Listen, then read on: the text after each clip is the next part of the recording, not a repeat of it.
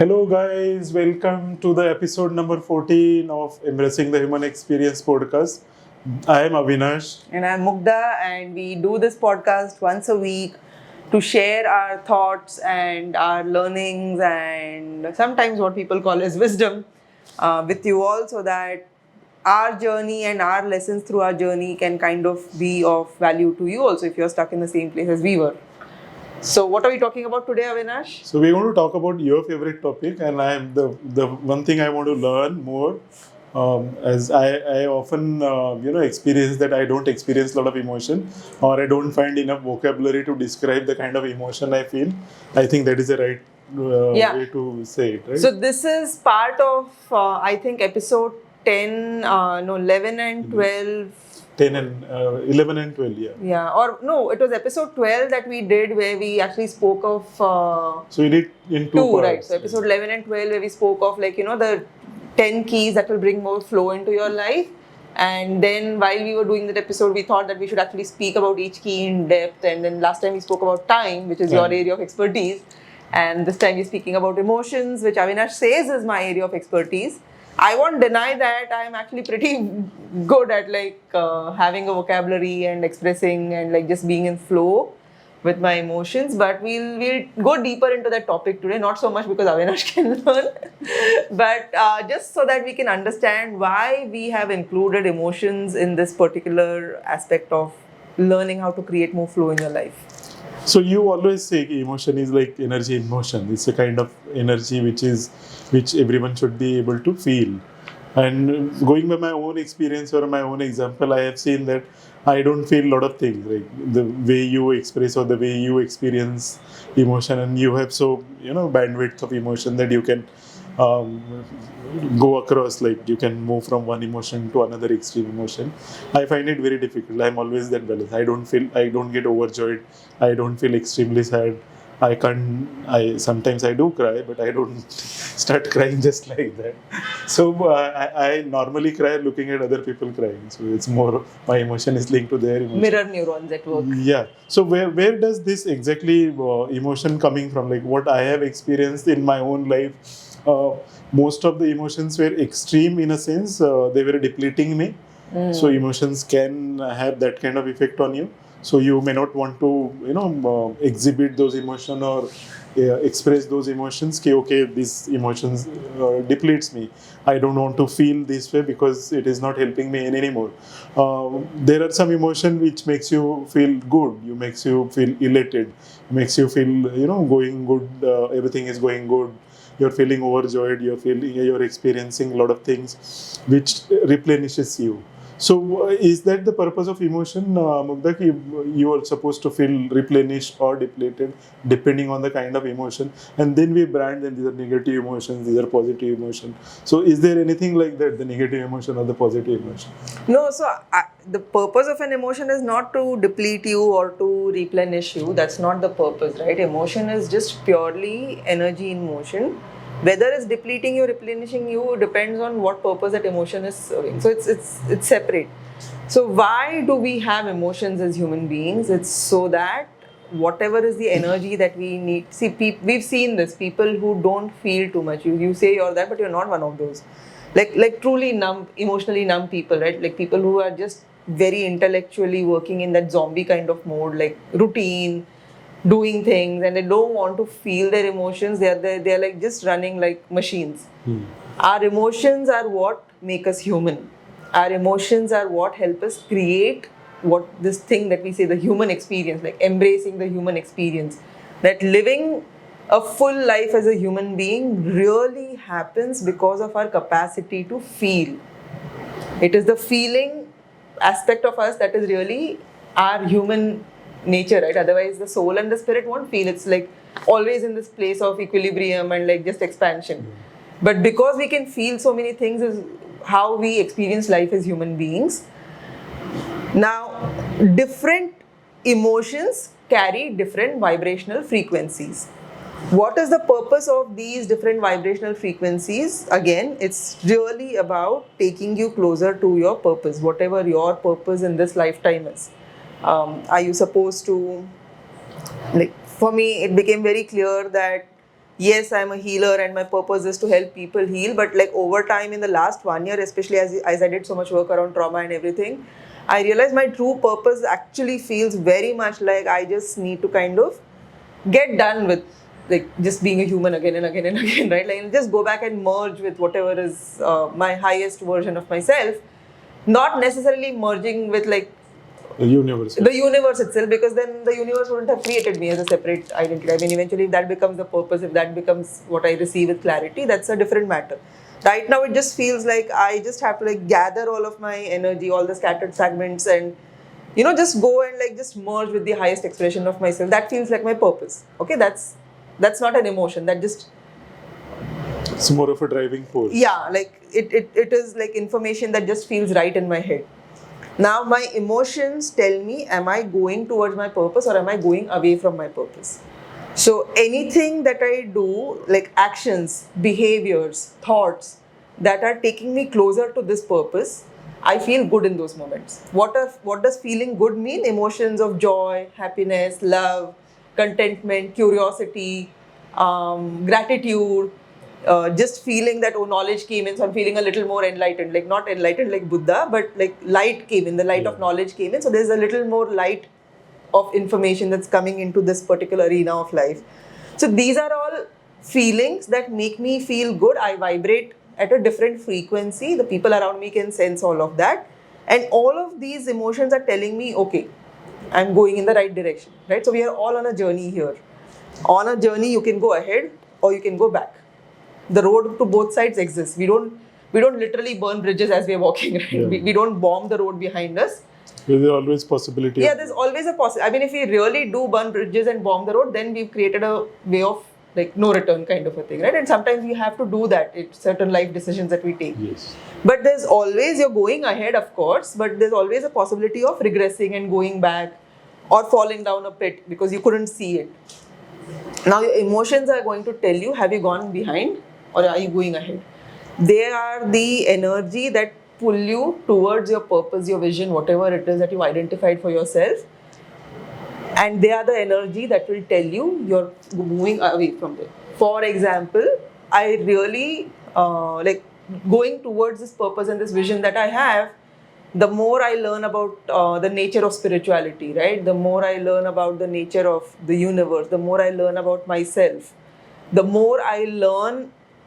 It's one of the things, it's not the only thing, but the more I learn, right, about our source, creation, different ways the light gets fragmented, the more I feel, okay, I've gotten one micro step closer to trying to understand all of this.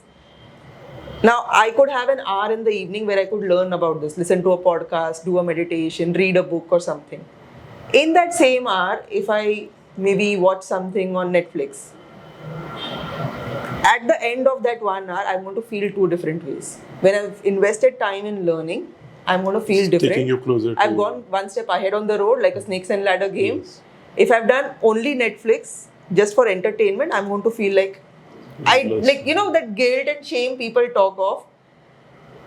That feeling, it's a heavy feeling. Yeah, I did something with my time. But that same Netflix 1 hour, if I watch that movie from a different perspective, if I watch it from the perspective of what can I learn from this? Exactly. Like we were watching this School of Good and Evil yesterday, day before, right? So, I mean, at the surface, it's a very teenage kind of a movie. Like two girls are dropped off in different schools and like one is supposed to be good, one is supposed to be. I wasn't watching it for that storyline at all, right? I was trying to see what is it beneath this, that I can actually read into. Maybe 4 layers under that top line storyline, right? Which was narrative about dark and light, narrative about good and evil, and how like personal choices that we make. There was this beautiful scene in that where this girl who's supposed to make a wish for a future, all the other girls are wishing for their Prince Charming and like their perfect date for the ball, and this girl actually wishes for freedom for all, right? And then like whoever is that granting wish thing in that lake actually becomes a human and just gets released, right? And I saw like, that's what the feeling of empathy can do. It can create such powerful magic, right? So now when I watch Netflix also, now I'm doing it from that perspective, right? So then it takes me closer to that goal. Then I don't feel, I was wasting time. Sometimes when I watch Bollywood movies, you sense a certain vibe, right? Because I just can't get anything to learn from there. That's why you sense the vibe, right? We should have one of the topic, Bollywood Yeah. has to be one topic where we talk But about that is what, like, it's a very long-winded answer to your question. Are we supposed to, are emotions negative and positive? Emotions are energy in motion. This energy in motion can take you closer to your goal and can take you away from your goal by telling you if the actions, the thoughts, and the behaviors that are demonstrating, are they the ones that a person walking this journey would do? And if they did these things, are they going back or are they going ahead, right? So this thing is it done subconsciously, this back and forth wala thing? Because a lot of people who don't have a purpose or don't know what their purpose is, they sometimes feel good with certain action, behavior, thoughts. Sometimes they feel bad with certain action, behavior, and thoughts. So even if they don't know, it's some subconscious or Your soul is always unconscious. speaking to you. So your emotions are actually the language of your soul. So actually, that if you observe it mindfully, ki what is making you feel good and what is making you feel bad, and actually tell you, okay, this might be your purpose. Maybe just take a look at it. Is that possible? It is. Your personal GPS, your emotions are your GPS. If you start plotting your emotions and start seeing what you are doing, this is an exercise I give our clients when we're doing the embracing the human work experience with them, right? So I'll describe the exercise in detail in a little bit.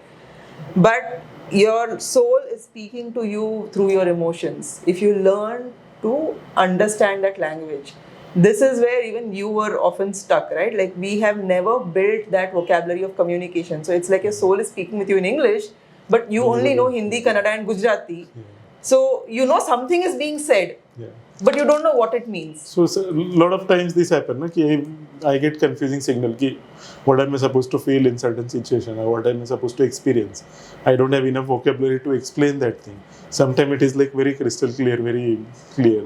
Especially if you do certain kind of practices, like the other day we were doing the breath work. So it was very clear in my mind ki what exactly is going on and how I am able to experience different thing at different point of time. But again, that experience itself was not creating any sort of extreme emotion. It was still that calm. So is there some kind of flaw in me, or was it, what is it? No, I don't think there's a flaw. This is a very general question. A lot of people ask me. No, there's no flaw. I think you keep saying this about yourself because other people in your life might have told you that you're not expressing, or you don't. I don't know. Like, why do you believe this about yourself? Where does this belief come from that you can't express your emotions? Because you are really quite expressive. This morning when you were explaining which dabbe ka dhakkan is yours and which dabbe ka dhakkan is mine, you could see full range of emotions. Like, why is this woman so stupid? She can't understand this dabbas are all. Okay, that makes logical sense, rational sense. Okay, I own this property and this is my dabba and my dhakkan. Those things are okay. No, like, but you are capable of expressing your emotions. So why do you have this belief in you that you're not emotional and you're not expressive? I am not emotional. It's not the feeling. I can sense emotion. I can feel emotion. The amplitude, the frequency of that amplitude, wo limited hai. So I don't feel those extreme things. Extreme rage I have felt sometimes. That is the only thing I remember that can go up to extremes. Extreme rage about something, and I express it also. You might have experienced couple of times yourself. Extreme rage. Okay, I want to destroy everything, and I just want to go away. But other emotions are like very standard. Okay, it's going like this through the day. So anyway, we will address that issue later on. The kind of work I do with my patient on the mind healing part, that always brings us to me questioning my way of experiencing, my way of expressing, my way of doing things. And I always, after every session, before every session, I always go through that self-analysis wala journey. In a way, it is helping me to heal myself better. And at any point of time, I never thought ki, okay, I am not good in a sense. I don't feel so many emotions. It's not a bad thing. It's not that. It's just a fact. It's not I am obsessed about it. Ki, why don't I feel? I don't feel. It's a fact, and I'm okay with that. So, are there these kind of different humans with different kind of ability to experience emotion or express emotion? Absolutely. So, see, and the range of emotions also is very, very individualistic. Not everyone feels all emotions. There are some common emotions that every human feels. Guilt and shame. Show me one human who's not felt guilt and shame, and I will tell you this is not a human. Yeah. It's a zombie. Right? So guilt and shame, peak happiness, joy, love, peace. Everyone experiences those, but there are slightly more subtle emotions between these, or the range, like you said, amplitude, right? The highs and lows. the high to which someone could feel something or the low to which someone could feel something, that again is very individual driven, sometimes based on our childhood. Like in a lot of dysfunctional homes, a child is not even allowed to fully self-express itself, right? Like especially with boys, though crying and all, though is like immediately shut down. मर्द का बच्चा है. You can't cry. Yeah. Girls are often like, even for me, when I would have these bouts of like maniacal laughter as a child, it'd be like, just relax, calm down, would be the messaging, right? And then like when as a teenager, I started really feeling angry about the system and everything, and I would express that anger. My grandmom would often say that in Marathi, like, mulicha zatila shobha det nahi, which is a girl should not be like this, right? But a guy was allowed to be fully self-expressed when it came to anger, even up to the point of beating another person up, right? So sometimes as children, we are conditioned to limit our expression of our emotions.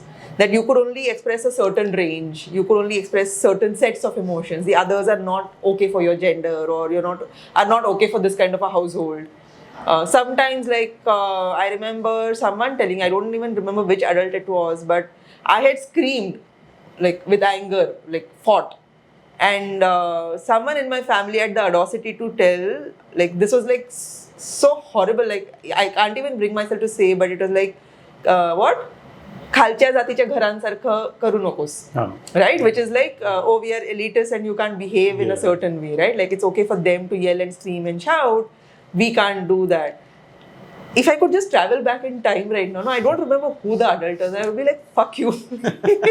They were far more self-expressed than like the middle class perfect society model that someone was trying to create at home. But anyway, so our self-expression often gets repressed. Sometimes by this societal cultural conditioning, sometimes because the abuse or the dysfunction is so abject, it's so horrible that the child is like, what I'm feeling is not even important. There's so much chaos going, right? Like alcoholic fathers, mothers who are being beaten up, abused, that kind of a setup, absolute poverty, food is not available. And in that moment, the child is looking at how difficult the life is, that there are so many hardships that are beyond even its own little feelings.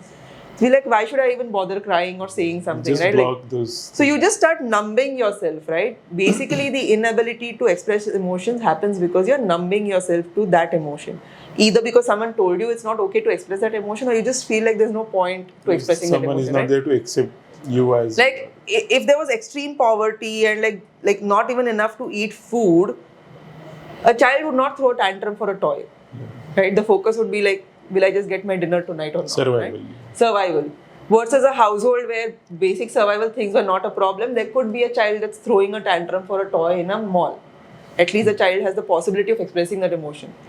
So we often as children are asked to shut down and numb our emotions because the adults in our life either don't have the tools to help us cope with our emotions, we are never taught healthy coping mechanisms, or just the environment makes it like pointless to even express our emotions. So that's why we lose our ability.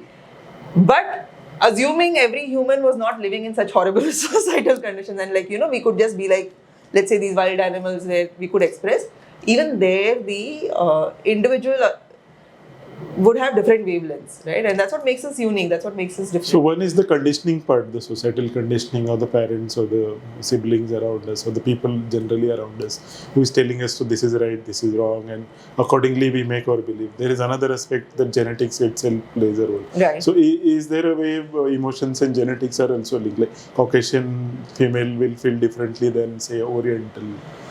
I think that also has to do with the ancestral lineage, the lineage and the trauma and the conditioning that is passed on ancestrally, right? Like again, that is culture driven. That's behavior patterns that are driven by that ancestral lineage. If you look at like even up like in India itself, north and south, right? Like usually in the south you'll see, leaving Kerala aside, but like mostly it'll be very they'll express themselves more intellectually. Yeah. They won't be so much rowdy kind of behavior versus as you in the go north, up, like Haryana people will just look at the men itself, right? Like South Indian men, if you look at educated South Indian men, like we'll just take away as many variables as possible. Educated South Indian men, educated North Indian men, you'll see that the South Indian actually is very, very generally. chill and very trying to make points and very well, trying to be very academic and methodical and logical. But like if you take like a really hot-blooded Haryanvi, still educated man, he's not going to keep, like his aggression will come out, right? Like he will speak about it. If you look at women up north and women, like even in Maharashtra, I see a huge difference, right? Like I'm actually far more self-expressed and can claim more of my space than women in the north can, because they've been conditioned more about serving and servitude and submission. More of a patriarchy. Very, very patriarchal. So cultures itself can determine how you're expressing your emotions, but that's coming from conditioning itself.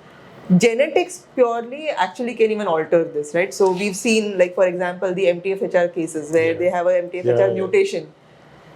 So much anxiety is there because, see, when it comes to emotions, one is like, okay, your soul is speaking to you through emotions and your heart is generating feelings and you're feeling all of that.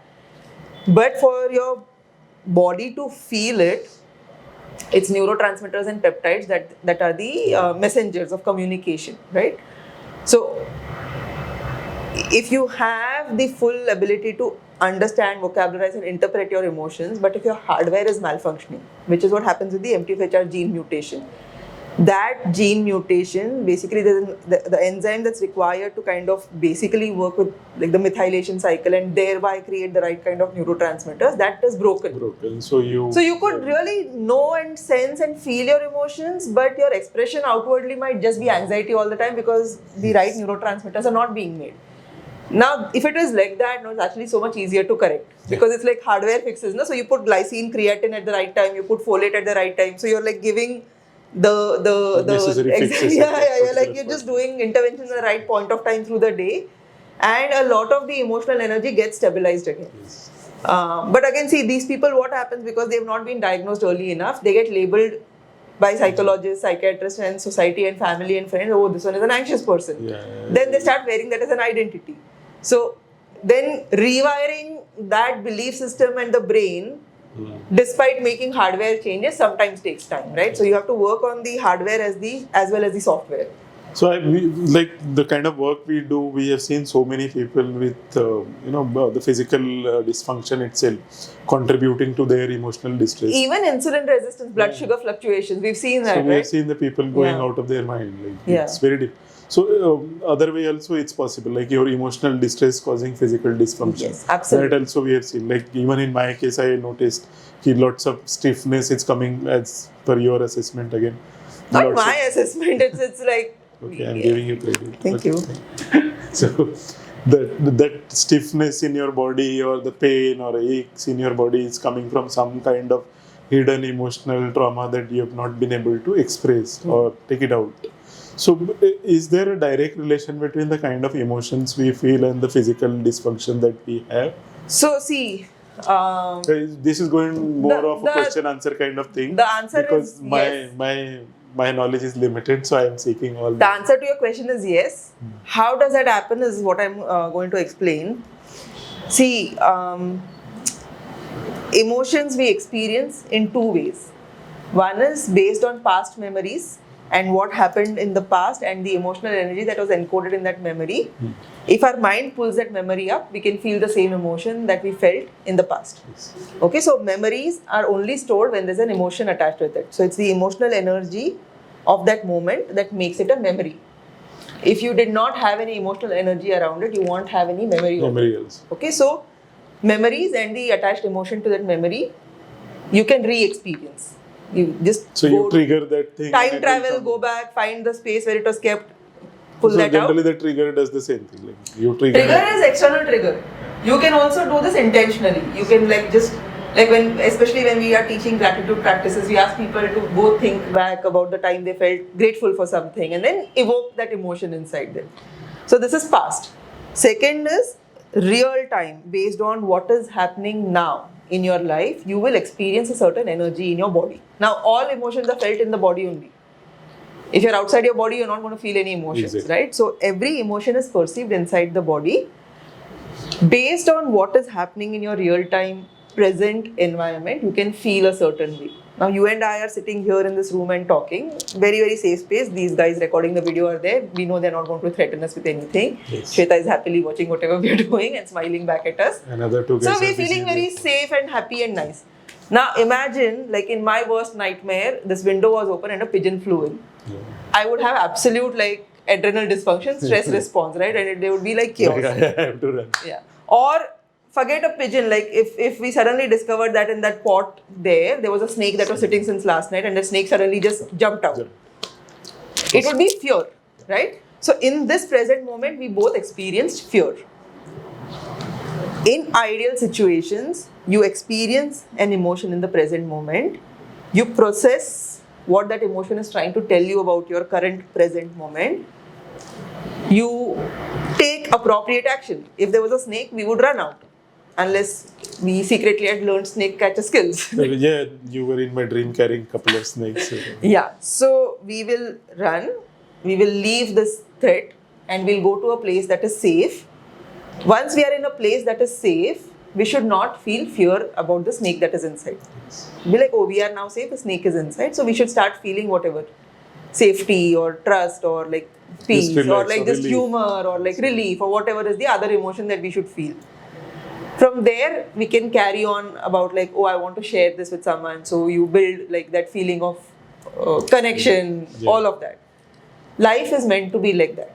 Life is meant to be something happened now, you felt a certain way, you processed that, you moved on from that moment. Next moment, something else happened, you had a different emotion, you moved on, next moment. So you're supposed to be in a continuous flow of different emotions that are happening throughout the day, throughout like every moment you're experiencing something new, right?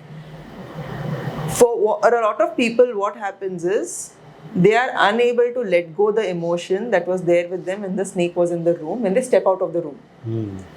Now, they stepped out of the room, that fear has not left their body, fear is still inside, right? Their nervous system is still this thing, but maybe they have to get on another call with a client. I'm just using our office as a reference. So instead of processing that fear, they just parked it somewhere in the body, maybe in the gut, or maybe in their hip, or maybe somewhere in their shoulder. They said, not now, I can't deal with this now, I have to put on my professional face and like be there as like whatever Let's as a park it coach. and we'll deal with it. So it gets parked.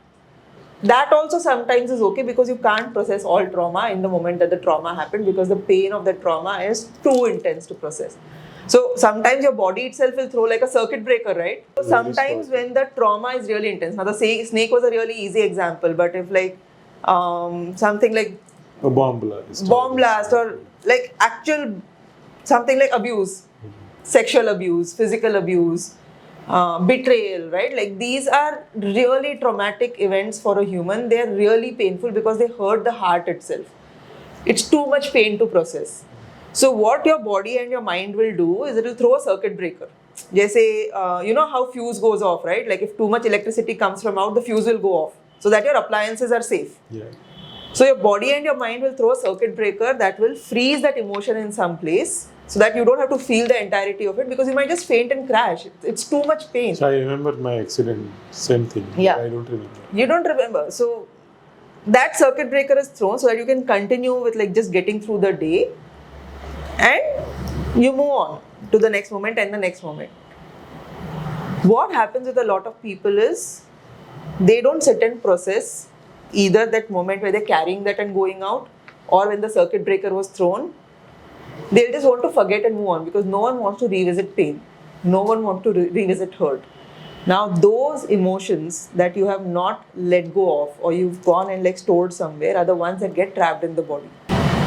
So those emotions that are now trapped in the body can start causing health dysfunctions, right? Because they will tighten your fascia, they might go and like interrupt with organ function itself, they might lower your immune response, they might start triggering autoimmune conditions, they might start, like the stress response is permanently locked now. It's like gotten into that hypervigilant stress mode, and that might create cortisol insulin dysfunction. So as an outcome of not releasing that emotion and keeping it inside your body, you could just simply experience physical tightness and like just release, not release, or you could experience actual metabolic health problems itself. But not that all health problems are because of emotions. So this is where I see the dissonance. I was at the event also this weekend. Like there were so many people who were coaches and energy workers, and they were like, but all disease is created by the mind. I'm like, yeah. Like give me a same analogy with a car and a driver. Extremism in all directions. Yeah. So it's not like all diseases are created by trapped emotions, but trapped emotions can definitely be a contributor or the trigger of any disease. It's true. So that's the answer to your question. Cool. I mean, I'm learning so much. Like I'm just being a student here rather than doing a podcast. I'm just being a facilitator to bring all the questions from all the quarters possible. But I've seen. Does that make sense? The explanation I gave, does it? Yeah, it makes sense. But I have lots of corollaries to whatever you're talking about, and I'm trying to make sense of it all by understanding every aspect of it. It's not linear. Like your learning cannot be linear about emotions, especially. Like it has to flow. It will go in different directions. Like you'll go high, low, and then move in some other. So there are range of emotion that you can experience. There are range of emotion that you can express, and there are range of emotions. So like we have like conscious mind, unconscious, subconscious mind. So is there a way in which you can figure out, okay, these are the range of emotions that are felt by your conscious mind, like pleasure, like sensation, like something is feeling good, like cold shower during summer, your body is feeling good. And there are range of emotions, there are range of feelings which are felt by unconscious and subconscious mind, and they are processed differently that we are not even aware of, because consciously we are not experiencing those. So is there something like that? I think someone was mentioning, Rusty was mentioning yesterday, like our visible spectrum is very limited. There is like vast hidden in the dark that we can't see, hear, or feel. So is it the same with the emotions? Yeah, I remember you had shared this one book with me called Molecules of Emotion, and that author was like, there are 8 emotions. I was like, fuck this author. Like, throw this book and burn it right now, because anybody who's telling you there are 8 emotions doesn't understand the entirety of the emotional range that a human being has access to, like the range of light, or like the range of sound, like the range of smells, right, or taste. You can never say that there are these many only. Even people who say there are 7 chakras don't know that we actually have chakras everywhere, right from our foot to our knee, like every point in the body, everywhere there's a joining happening of different tissues and ligaments. There is an energy center. So there is really no numerical limitations that you can say that these are the X number of emotions. There's a range of emotions, and based on like using like electrical appliances as an example, or even that radio frequency or whatever, like our old radios, you remember, we used to tune those radios. So there's a range of radio frequencies that the radio station is emitting, and depending on where you tune in, you can hear. So if your radio has only ability to go into 2, you'll hear this channel or that channel. If your radio is a newer version where it can tune into 10, it can listen to 10 different channels. So you as a being, there are literally zillions of emotions, like a spectrum. Depending on your ability on tuning into different frequencies, you can feel a whole range of different emotions. So that is where I say that it's individual driven. And again, depending on your ability to go up and down those frequency ranges also, you can feel the emotion in its entirety, or you can just feel a certain percentage of emotion. Like when I feel love, I feel it in a way where like it's not controlled, right? Like it'll be expressed out of everything. Like eyes will be crying, my voice will change everywhere. Someone else feeling love will just be like, oh, I love you. That's their expression. I know. That's their expression of love, right? So what happens, see, from my work, this is what I've seen about human beings. in childhood, they were not allowed to express or experience all emotions. Yeah. So that ability to experience and express and create a vocabulary around it and say that I feel this right now. What is this feeling? Good, bad, and all comes later.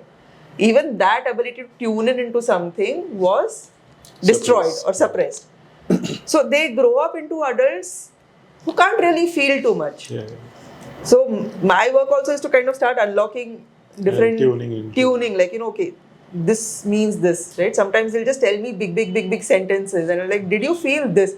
That's the word. Like, how did you know this word, right? So it's really like teaching the ABCs of the range of emotion someone could feel and helping them create then sentences using that ABC. But yeah, it's very individual driven. A whole range exists. How much you can, what we can experience, beyond what you can perceive, how much you can plug into that and tune into different ones, navigate around those, go into one if you want to, come out into another. Like the team laughs at me about the HDFC bank, like whenever I have to go to HDFC, right? But I'll be at like my absolute calmest, happiest, most joyful self here, and then when I have to go, which is like just literally 1 minute away, I go to HDFC, they see a completely different version of me. And like the first time somebody saw, they thought that once I come to office, I'm just going to be that same absolute angry Durga Kali person. But I walked out of the bank and my emotional state was back to the one that I had before. So being able to activate different emotions also is a skill. Without it's a master skill. I can't, like, if I am dejected, I need that amount of time. yeah, to come you need a lot of time to You kind of have to switch. come back and switch, and you can just switch like, okay, it's Okay, like this a button channel for is you not to fun. just Let me say, try this okay, channel. Let me try this try channel. this So it's really that. So the more fluid your body is, the easier it is for you to tune in. So we were talking about, different tools or keys that you need to navigate around this world, a 3D world essentially.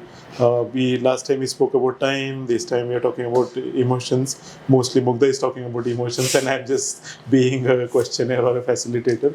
But one thing, the last thing rather, I would like to get your thoughts on is you need these keys to navigate around the world. Like emotion is something we need to navigate to connect with other people. Other than that, emotions can also cause health dysfunction. So one of the functions of emotion is connecting with other people. Yeah. So one of the function is to connect with other people. One of the use or misuse is it can create disease or health for you. What are the other things in which this emotion is useful to navigate that? So you can move energy also, na? You can create stuff with your emotions. So for example, like the HDFC bank example that I used, it was an obstacle. Our salary account was kind of frozen and we couldn't transfer salaries. Now it was something that was blocking what I wanted to see as a result, right? Like on the last day of the month, I wanted everyone's accounts to be full with money. But HDFC being idiots were blocking that. Now I was like the only energy that, because the accounts team had gone and tried to rationalize, tried to speak, done emails, everything. They had done all the right things. Nothing was changing there. Then like it seemed like such a big block. The only thing that will like move this block of energy or whatever is getting in the way is now anger. So I use anger like dynamite. You see how dynamite is used, right? Like when somebody is trying to construct a road, and if there's a big boulder or a big rock in the way or like a big part of the mountain that can't be just easily chipped away with a whatever axe or something, they put in dynamite to blow it to pieces so that their work can continue. So anger like that is very explosive. So each emotion actually can do different things for you. So when I say like you can use your emotions to move energy and create change in the world, this is how you can really do it. If you want to collaborate with someone and co-create something of beauty, you can bring in emotions of fun, like, hey, this could be so much fun if we did this together. You could bring in even love can love is the predominant. See, everything, love underlies everything. Even that anger came because I love the team, right? So love is the base, and that love ka emotion only really transforms into different emotions. So if you want to create something beautiful with someone, you could bring in like a playfulness kind of emotion. You could bring in an emotion of hope. Like, if we do this together, this is how things will look different. Like, both of us are so disappointed with the world the way it is now. You could bring in a sense of joy of working together, right? So you could bring in different emotions and communicate this to another person and see you want to collaborate or they want to collaborate with you. If you want to, like if you're in pain, if you're hurting a lot, right? And you just want someone to kind of be there to kind of take care of you, just hold you, hug you, or just like, be your friend. Then the emotion of sadness could very well be expressed, right? You express your sadness, you bring it outwards, and someone who can see that sadness for the pain and hurt that you're carrying can become that voice of wisdom or the support system that you need in that time. So you can use different emotions to create different things apart from poor health. Even that poor health that is creating in your body because of like stuck emotional energy is like just communication that's happening between your soul, body, and your mind saying like, release this, otherwise you're going to die. Yeah. Right? It's so emotions are communication tools. Whether it's with another human being, whether it's with yourself, whether it's with the divine. Like again, this weekend at the event that we were, when Mike was doing his big breathwork session, and then there was like one part where he was like, you throw tantrum now if you want to, right? Childlike tantrum, like banging your hands and legs on the floor and everything. And my tantrum and my anger was with like the source itself. Like, I don't want to be here. Like, take me back home. Right? So you can use that. You can use your emotions to just communicate with God directly, right? Like maybe someone's feeling really disillusioned with the world and they don't even have a friend with whom they can talk to, and that sadness can directly be communicated with God if you want to. You can use your emotions to communicate with animals. You can use your emotions to communicate with nature. So communication with self and communication with the outside world is what emotions are really going to help you do. Second, your emotional energy can help you move through the journey or help you move things on your journey if there are obstacles that you have. So they're really valuable and like being downplayed so much, right? Yes. Because people are so afraid. I'm going to be emotional after listening to you, after this podcast, I'm sure. So guys, this was very insightful for me personally, and I hope it helps you to understand your emotions better. And if you don't understand, we are always there. Yeah, but before we end, I just want to leave people with this one exercise which I give all my clients, which is like you had asked this question, right? How do you know your personal range of emotions, or how do you create a vocabulary, or how do you even know what's really happening? So this is a 3-day exercise that I ask people to do, and 3 days are enough to do this. Download any chime or any alarm, any app that goes off every hour. So every hour it's just going to be a chime or like a bell ring or a Buddha bowl, a sound bowl kind of a thing, not a Buddha bowl. So every hour that thing is going off, and what you're supposed to do when the bell rings, okay, or when the chime goes off is in the past hour, okay. So this is a little intense exercise. You'll need a notebook and a pen with you for these 3 days. Ideally do it on a Friday, Saturday, Sunday, so you're not like in the middle of your work day kind of trying to make notes. But do it also on a work day. So that's why Friday, Saturday, Sunday are ideal, because you get your professional and your social life ka intersection. So that 1 hour, the one that just went by, make a note of how did you feel in that 1 hour? What were all the emotions you felt? Did you feel sadness? Did you feel anger, right? Like I felt sad, angry, happy. Make a list of all of those emotions that you felt. Second question that you answer is, what were you doing in that 1 hour? Were you writing something? Were you reading something? Were you on a call with somebody? Yeah. Right? What were you doing? Third is, who were you with? Okay? So, how did you feel, or what were the emotions you felt? What were you doing? Who were you with? And what is it that you actually wanted to do in that 1 hour? Okay, so sometimes we say that this is what I want to do in the next 1 hour, but we end up doing something else only, right? So what is it that you actually wanted to do in that 1 hour? Answer just these questions. Don't analyze, don't do anything. Every hour for 3 days, answer these questions. On the 4th day, which is usually a Monday, go back to your notes. And you know how we used to do frequency tables? Like 1, 2, 3, 4, 5. In school, we used to do that strikeout thing, right? So go back to your notes and make a list of every emotion you experienced. Right? So it's a little intense. Like I said, it's not like a beginner exercise, but for somebody who is really curious about their emotions and wants to build a vocabulary and understand their range, right? Make a list of every emotion that you wrote down in 3 days for every 1 hour. Then start creating a cluster of, like, if sadness was felt, see if you can identify what is it you were doing and who you were with.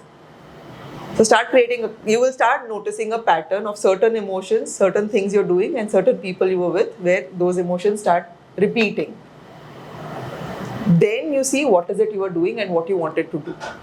So on the days where you actually, in the hours that you actually did everything you wanted to do, you'll see your emotional frequency is a little different. So that starts becoming your own personal GPS of all the emotions you can feel. Who are the people that trigger what kind of emotions in you? What are the activities that trigger what kind of emotions in you? And obviously, all of us want to feel more of love and joy and peace and gratitude. So see what are the things that trigger those emotions, and then start doing more of those things. Right? So it's a very, very easy way to kind of start building emotional resilience and start getting a grip of your own emotions.